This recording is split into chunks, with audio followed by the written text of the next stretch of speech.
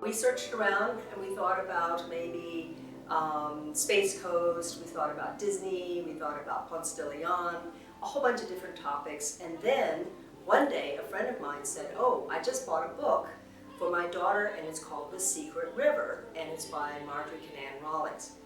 And so I knew Rawlings as a child because I am from Gainesville, Florida, and we would visit her home in Cross Creek. So I was familiar with her work already. But I did not know about The Secret River. So we bought the book, we all fell in love with it, and we said, this is it. This is going to be our new opera. The Secret River story inspired me in so many ways. I remember when Stella and Gabe brought the project to me. I didn't find it, and they brought the project to me, and I read the book like in one sitting, which is a young adult book, it's easy to do. But I was so inspired by this story of this African-American family in Central Florida just trying to get by during the Depression. I loved their strength, their resilience, their love for each other. That got to me first.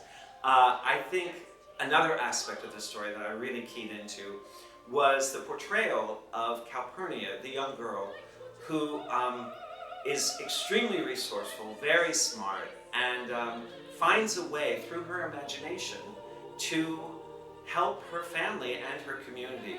It's a beautiful story. It just sang as operatic to me. And that aspect of the imagination, which really, I don't know, for me, I work in opera, so maybe I'm partial, but for me, music really can capture that spirit of the imagination better than anything else. And that's why I think it works beautifully as an opera. In adapting Marjorie Kinnan Rawlings' The Secret River into an opera, I wouldn't say there's that much different. The basic characters are there, the basic plot is there.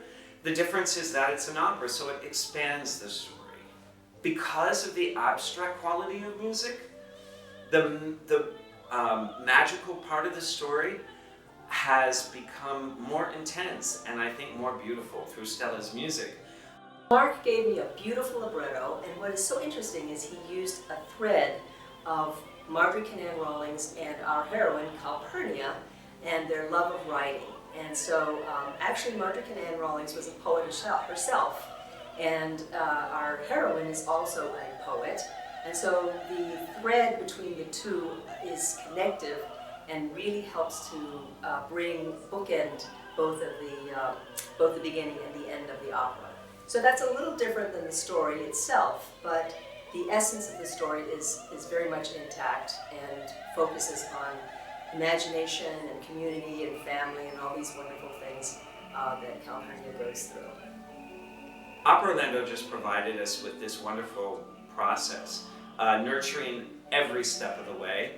I think at this one moment in the story, it's rather early on in the story, and we came to the workshop, and Stella had gone in one direction with her music, and I'd gone in another.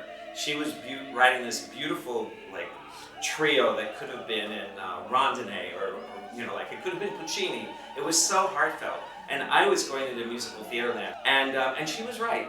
She was absolutely right. Her sense that we needed to bring out the emotion of this particular moment was absolutely correct. So I just rewrote the lyrics to her music. But a lot of opera companies I've worked with, they don't necessarily provide that sort of step where you would begin to identify something's not quite working here. It always starts with intuition. Something's not quite working here, and then we all analyze it and we figure out that I was wrong and she was right. But we don't use those words, but I was so happy to make what she had created work with the words, and happy to rewrite the words.